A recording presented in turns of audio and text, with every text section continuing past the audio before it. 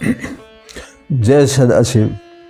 आज हम शिव महिमा का गुणगान करते हुए यह जानने का प्रयास करेंगे कि दैत्य गुरु शुक्राचार्य को संजीवनी विद्या किस प्रकार प्राप्त हुई।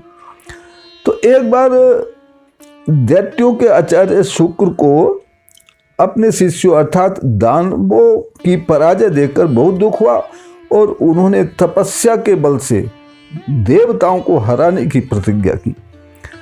तब वे अबुर्द पर्वत पर तपस्या करने के लिए चले गए।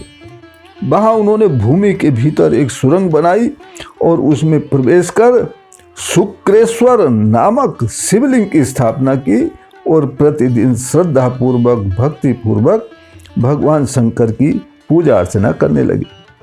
निराहार रहकर मनमुग्ध होकर वे परम दारुण तप करने लगे।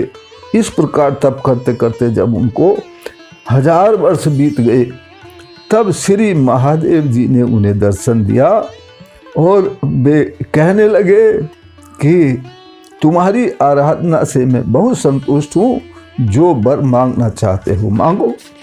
तब शुक्राचार्य ने कहा, हे महेश्वर महादेव, यदि आप मुझ पर प्रसन्न हैं तो मुझे यह विद्या दीजिए जिससे युद्ध में मरे हुए प्राणियों को मैं जीवित कर सकूं। भगवान शंकर ने प्रसन्न पूर्वक मृत्यु पर विजय प्राप्त करने वाली मृत संजीवनी विद्या जिससे प्राणी जीवित हो जाएं उसका वर दे डाला और यह भी कहा कि इसके अलावा भी यदि तुमको कुछ और मांगना है तो आप मांग ली। तब शुक्राचार्य ने कहा, हे महाराज, कार्तिक मास के शुक्ल पक्ष की अष्टमी तिथि को जो इन शुक्रेश्वर का भक्ति पूर्वक अर्चन करेगा, पूजा करेगा, उसे अल्प मृत्यु का भी भय न रहे, ऐसा मुझे वरदान दीजिए। तब महादेव जी ने तथास्तु कहकर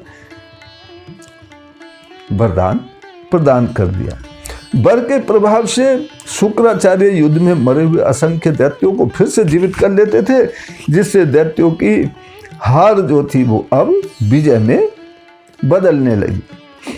इस शुक्र तीर्थ में पितरों की श्रद्धादि क्रिया करने से पितृगण संतुष्ट होते हैं। यहाँ स्नान करने से एवं शुक्रेश्वर की पूजा अर्चना करने से मनुष्य सभी पापों से मुक्त हो जाता है और उसे अल्प मृत्यु का भय कभी नहीं सताता। उसे इस लोक में अभिष्ट वस्तु की प्राप्ति होती है और सभी सुख मिलते हैं और वह अंत में शिवलोक को प्राप्त शिवगणों के साथ आनंद करता है। ये थी शुक्राचार्य की भक्ति जिससे उन्हें मृत संजीवनी विद्या की प्राप्ति हुई। तो शिव एक ऐसे परम दयालु सर्वेश्वर भगवान है जिनकी भक्ति से आप कुछ भी प्राप्त कर सकते हैं, पाप मुक्त हो सकते हैं और शिवलोक को प्राप्त कर सकते हैं। परम पिता परमात्मा सदाशिव हम सबका कल्याण करें, इसी प्रार्थना के साथ फिर मिलते हैं अगली वीडियो में। तब तक के लिए जय सदाशिव।